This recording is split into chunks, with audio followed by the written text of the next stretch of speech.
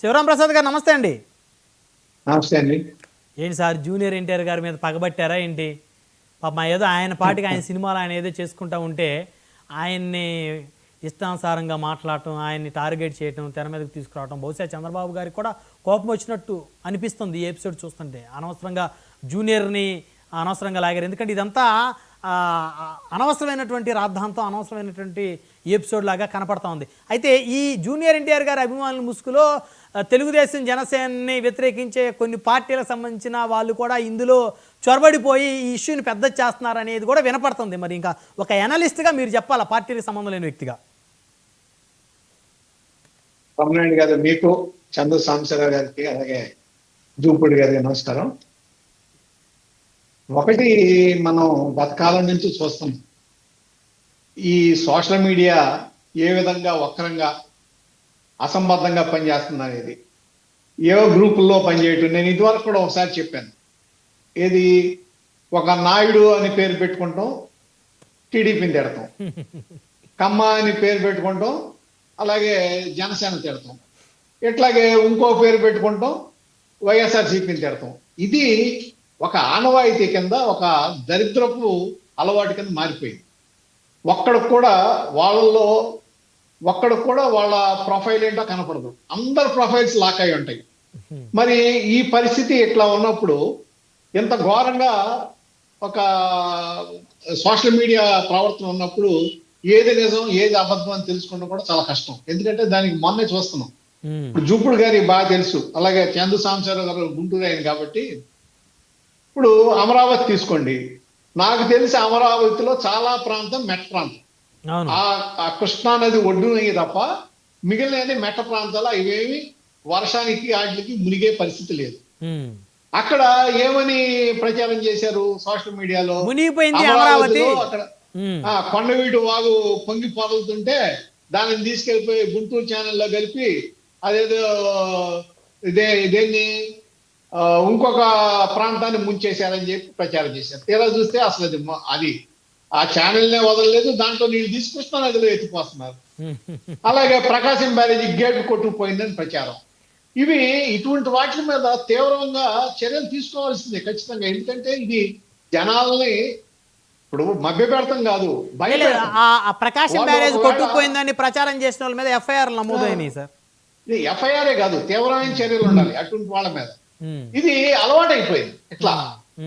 నేననేది ఒకటి, ఇప్పుడు ఇందాక సరే మీరు అన్నారు కదా, పార్టీల పరంగా ఎవరి పార్టీని వాళ్ళు సమర్థించుకుంటారు. జూపుడు గారు పెద్ద మనిషి కాబట్టి చాలా వరకు ఒప్పుకున్నారు. కాకపోతే కొన్ని ఒప్పుకోలేదు. ఏంటంటే ఆయన ఏదో లోపల తిట్టారో లోపల కోపడ్డారో ఇది కాదు. ఇప్పుడు రేపు చంద్రబాబు గారు లోపల కోపడ్డాను అన్నాను అనుకోండి చంద్రబాబు గారు, అది కుదరదు. కాదు ఇక్కడ ఇప్పుడు జూపుడు గారు కాదు, ప్రసాద్ గారు, శివరాం ప్రసాద్ గారు, జూపుడు గారు చాలా తెలివిగా మీరు అన్నట్టు చంద్రబాబు గారు కాన్ఫరెన్స్ నిర్వహించి దాని మీద సీరియస్ కొన్నారంటే ఒప్పుకోలేదు. జగన్ గారు మాత్రం లోపల తిట్టేశారు అని చెప్తున్నారు. అంటే సమర్థించుకోవాలి, తప్పదు కదా.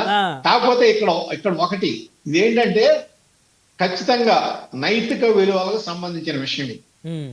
రాజకీయాల్లో నైతిక విలువలు ఉండాలా అక్కర్లేదా? నైతిక విలువలు లేకపోతే ఏం రాజకీయం? ఇవాళ ఈ ప్రశ్నించేటప్పుడు గోరంట్ల మాధవ్ గారు కానీ, అలాగే నెల్లూరు ఎమ్మెల్యే మినిస్టర్ గారు కానీ, అలాగే మన అంబటి రాంబాబు గారు కానీ గతంలో మాట్లాడిన మాటలేంటి, చేసిన చర్యలేంటి, వాళ్ళకి ప్రమోషన్ ఇచ్చారా డిమోషన్ ఇచ్చారా? ఇవన్నీ జరిగిన తర్వాతే కదా మంత్రి అయ్యాడు ఆయన. అది మనం ఏ విధంగా మనం సమాజానికి ఏమని సందేశం పంపిస్తున్నాం? ఒక పార్టీగా, ఒక పార్టీ తరఫున ఏమని సందేశం పంపిస్తున్నాం? ఇవాళ మనం డిమాండ్ చేయొచ్చు చంద్రబాబు నాయుడు గారు, ఇటువంటి పనులు చేసిన వాళ్ళ మీద మీరు ఖచ్చితంగా చర్యలు తీసుకోవాలి, తీసుకుని తీరాలని డిమాండ్ చేయొచ్చు. అవును, చేయాలి కూడా. ఎందుకంటే ఒకళ్ళిద్దరి మీద చర్యలు తీసుకుంటే ఇటువంటి తర్వాత రిపీట్ అవ్వదు. ఇవాళ రాజకీయంలో దురదృష్టవశాత్తు లాంగ్ టర్మ్ పాలిటిక్స్ చేసేవాళ్ళు, అంటే ఇప్పుడు జూపుడి గారు ఉన్నారు, ఎప్పటి నుంచో ఉద్యమాల్లో ఉన్నారు, పాలిటిక్స్ లో ఉన్నారు. అలాగే మన చందు సాంబశివరావు గారు ఉన్నారు, ఎప్పటి నుంచో పాలిటిక్స్ లో ఉన్నారు. ఏంటి వాళ్ళు ఏమనుకుంటారు, తప్పు చేస్తే రేపు ప్రజల్లో మనం చులకన అయిపోతాం, మళ్ళా మనం ఎలక్ట్ అవుతాం అవలేమో, లేకపోతే రాజకీయాల్లో ఉండమో, కాబట్టి మనం నైతికంగా పర్ఫెక్ట్ గా ఉండాలి, నిజాయితీగా ఉండాలి, నీతిగా ఉండాలి అని ప్రయత్నం చేస్తారు. దాని మూలన ఏంటంటే ఇటువంటివి జరగవు. ఇవాళ ఏంటి, మొన్న డబ్బు రాజకీయాలు వచ్చిన తర్వాత జగన్మోహన్ రెడ్డి గారు ఏదో బాగా డబ్బులు పెట్టేస్తారు, ఆ ఎలక్షన్స్ లో వెచ్చలవిడిగా ఖర్చు పెట్టేస్తారు కాబట్టి 100 కోట్లు ఉన్న వాళ్ళు 200 కోట్లు ఖర్చు పెట్టేవాళ్ళు ఎమ్మెల్యేలు గాను ఎంపీలు గాను అవ్వాలి కాబట్టి, ఊరు పేరు లేనాళ్ళని, ప్రజాబలం లేనాళ్ళని, ప్రజల్లో క్షేత్రస్థాయిలో అసలు వాళ్ళు ఎవరో ముక్కు మొహం తెలియని వాళ్ళని కూడా తీసుకొచ్చి సీట్ ఇచ్చి గెలిపించారు. అయితే ఆ గెలుపు వాళ్ళ గెలుపు కాదు. నిజానికి ఆ గెలుపు ఏంటి, జగన్మోహన్ రెడ్డి గారు అంతకు ముందు చేసిన ప్రయత్నాలు కానీ, లేకపోతే ఆయన మీద ప్రజల్లో పెళ్ళుకిన ఆగ్రహం కానీ, అలాగే ల్యాండ్ టైటిలింగ్ యాక్ట్, తర్వాత చంద్రబాబు నాయుడు గారిని అరెస్ట్ చేయటం, అలాగే కూటమి మొత్తం ఈ 3 పార్టీలు కూటమిగా ఏర్పడటం వలన ప్రజలకు ధైర్యం ఏర్పడటం, వీటిలన్నిటి మూలాన ఈ అన్నిటి మూలాన అంత అపూర్వ విజయం సాధ్యమైంది తప్ప ఇది అక్కడ ఉన్న క్యాండిడేట్లు గొప్పతనం కాదనేది క్యాండిడేట్లు గుర్తుంచుకోవాలి. ఎమ్మెల్యేలు కానీ ఎంపీలు కానీ వాళ్ళ గొప్పతనం కాదు, కేవలం దీని మూలనే గెలిచామనేది గుర్తించాలి. ఎందుకని గెలిచారు మీరు? జగన్మోహన్ రెడ్డి గారి విధానాలు, ఆ పార్టీలో జరిగిన అవకతవకలు, లేకపోతే ప్రజలకు వ్యతిరేకంగా జరిగిన ఈ ఎమ్మెల్యేలు చేసిన కొన్ని చర్యలు. ఇప్పుడు జగన్మోహన్ రెడ్డి గారు చాలా బ్రహ్మాండంగా మరి ఏది సంక్షేమ కార్యక్రమాలు అమలు చేశారు అన్నారు. అందరికన్నా ఎక్కువగా అమలు చేయగలిగారు. చేసినా కానీ ఎందుకు ఓడిపోయారు? కారణం లోకల్ గా ఉన్న ఎమ్మెల్యేల మీద కానీ ప్రజాప్రతినిధుల మీద కానీ ఉన్న పాపం. అది గుర్తించకుండా ఇవాళ ఇక్కడ కూటమి పార్టీల్లో ఉన్న ఎమ్మెల్యేలు కూడా వాళ్ళు ఏమి పట్టించుకోకుండా ఎంత ప్రజలకి ఆగ్రహానికి గురయ్యే విధంగా అవినీతిలో మునిగి తేలుతున్నారు చాలా మంది. అది తెలుసు. దీని మూలన ఏమైంది, మీకు ఒక సర్వేలో కూడా దాదాపు 78 మంది ఎమ్మెల్యేల మీద తీవ్ర వ్యతిరేకత ఉంది ప్రజల్లో. అది డేంజరస్, ఇది చాలా ప్రమాదకరమైన సంకేతం. అది లేకుండా కట్ చేయాలంటే మీరు ఇటువంటి చేసిన వాళ్ళ మీద ఒకళ్ళిద్దరి మీద తీవ్రమైన చర్యలు చంద్రబాబు నాయుడు గారు కనుక తీసుకుంటే ఈ చర్యల మూలన మిగిలిన వాళ్ళు కూడా సరైన దారిలో ఉంది సజావుగా ప్రవర్తించడం వల్ల ఏమవుతుందంటే అప్పుడు పార్టీ కూడా దారిలో పడుతుంది. ప్రభుత్వం నిజంగా చెప్పాలంటే ఇవాళ సంక్షేమమే మీకు గెలిపిస్తుంది అనుకుంటే చంద్రబాబు నాయుడు గారు ఇవాళ చూసుకుంటే ఈ సూపర్ 6 పథకాల అమల్లో కానీ జగన్మోహన్ రెడ్డి గారి కన్నా ఎక్కువ సంక్షేమం అమలు చేస్తున్నారు. కానీ క్షేత్రస్థాయిలో ఎమ్మెల్యేలు చేస్తున్న పనుల వలన వచ్చే వ్యతిరేకతను ఎవరు భరిస్తారు? ఖచ్చితంగా ప్రభుత్వమే భరించాలిగా వ్యతిరేకతని. ఖచ్చితంగా ఆ వ్యతిరేకత పార్టీల మీద వస్తుంది, పార్టీల మీద, ప్రభుత్వం మీద. కాబట్టి వాళ్ళని సంస్కరించాల్సిన అవసరం, వాళ్ళని దారిలో పెట్టాల్సిన అవసరం, అవసరమైతే ఒకళ్ళిద్దరిని వదులుకుని వీళ్ళు మీకు పార్టీతో సంబంధం వదులుకుని తీవ్రమైన చర్యలు తీసుకుంటే మొత్తం పార్టీ మొత్తం ట్రాక్ లో పడుతుంది. పార్టీ మొత్తం ఒక లైన్ లోకి వచ్చి సరైన పద్ధతిలో ఉంటారు తప్ప ఇవాళ నిజంగా చెప్తున్నాను నేను, తెలుగుదేశం పార్టీ ఇవాళ ఉన్న ఎమ్మెల్యేలు కానీ వాళ్ళు కానీ తెలుగుదేశం పార్టీ స్ఫూర్తిని పాటించట్లా. తెలుగుదేశం పార్టీ స్ఫూర్తిని ఏ ఉద్దేశంతో అయితే తెలుగుదేశం పార్టీని ఎన్టీ రామారావు గారు పెట్టారో, తర్వాత చంద్రబాబు నాయుడు గారు నడిపిస్తున్నారో ఆ స్ఫూర్తిని మాత్రం వీళ్ళు కొనసాగించట్లా. అవినీతిలో మునుగు తేలుతున్నారు చాలా మంది ఎమ్మెల్యేలు. అవసరమా? దానికి ఏం చెప్తున్నారు, మేము డబ్బులు ఖర్చు పెట్టాం కాబట్టి 100 కోట్లు ఖర్చు పెట్టాం, ఆ 100 కోట్లు తీసుకోవాలి, మళ్ళీ వచ్చే ఎలక్షన్ 100 కోట్లు కావాలి, మళ్ళీ జేబులోకి 100 కోట్లు, 300 కోట్లు సంపాదించడానికే మీకు ప్రజలు ఇచ్చింది. ప్రజల మీద అధికారం ఇచ్చింది ఎందుకు? మీరు ఎందుకు వచ్చారు ప్రజలు? అదే మీరు సీట్ ఎందుకు తీసుకున్నారు? ప్రజాసేవ చేయడానికా, సంపాదించుకుంటానికా? ప్రజాసేవ చేయటానికైతే మీరు ప్రజాసేవ చేయండి, ప్రజల్లో ఉండండి, ప్రజల్లో మమేకం అవ్వండి. ప్రభుత్వం ఏదైతే తీసుకెళ్తుందో, ఒక మంచి కార్యక్రమాలు చేస్తుందో వాటిని ప్రజల్లో తీసుకెళ్ళండి. ఇవాళ చంద్రబాబు నాయుడు గారు సాక్షాత్ ఆయనే చెప్పాడా, ఈ స్త్రీ శక్తి కింద ఫ్రీ బస్సుని దాంట్లో విపక్షం చేస్తున్న దుష్ప్రచారాన్ని తిప్పిపడతలేదు తీసుకెళ్ళండి. అంటే సంపాదనలో మరిగిపోయి మీరు మర్చిపోతున్నారు, ఇంకా ఈ సంక్షేమ పథకాలు జనాలు మర్చిపోతున్నట్టున్నారు. అదేనండి, ఇదే నేను అనేది. ఇటువంటి వాటి మీద చర్యలు ఉండాలి. దీనికి ఇవాళ తెలుగుదేశం పార్టీలో కానీ వీటిలో ఈ విధంగా జరగడానికి ఎక్కువగా మొట్టమొదటిసారి రాజకీయాలతో పరిచయం లేకుండా సడన్ గా వచ్చి యాక్సిడెంటల్ ఎమ్మెల్యేస్ ఉన్నారు కదా, చాలా మంది ఉన్నారు, వాళ్ళే ఎక్కువ కారణం. యాక్సిడెంటల్ ఎమ్మెల్యేసే ఈ పరిస్థితికి చాలా మంది. ఇప్పుడు శివరాం ప్రసాద్ గారు జూనియర్ ఎన్టీఆర్ గారి ఎపిసోడ్ ఇది ఎంతవరకు ఇది నష్టం కలిగించే చర్య కదా, ఈ విధంగా జూనియర్ ఎన్టీఆర్ గారిని అసందర్భంగా బ్రహ్మనాయుడు గారు జూనియర్ ఎన్టీఆర్ గారి పుట్టినరోజుకి లోకేష్ గారు శుభాకాంక్షలు చెప్పాడు, లోకేష్ గారి పుట్టినరోజుకి ఆయన శుభాకాంక్షలు చెప్పాడు.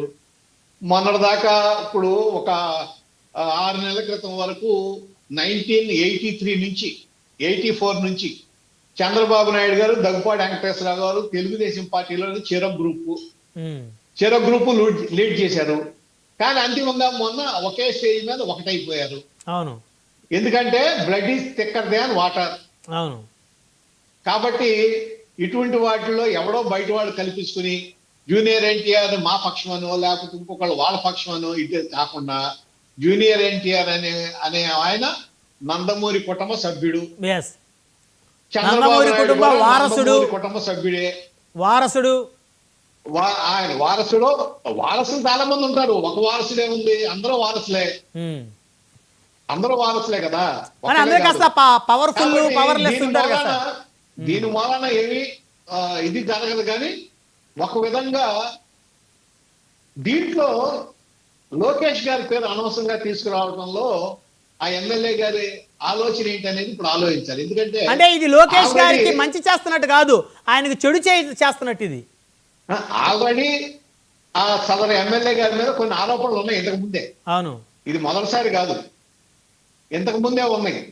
వాటిని కవర్ చేసుకుంటానికి ఈయన లాగారా? సరే నాది కాదు అన్నారు అనుకోండి, ఫోరెన్సిక్ పంపిస్తానండి, వెంటనే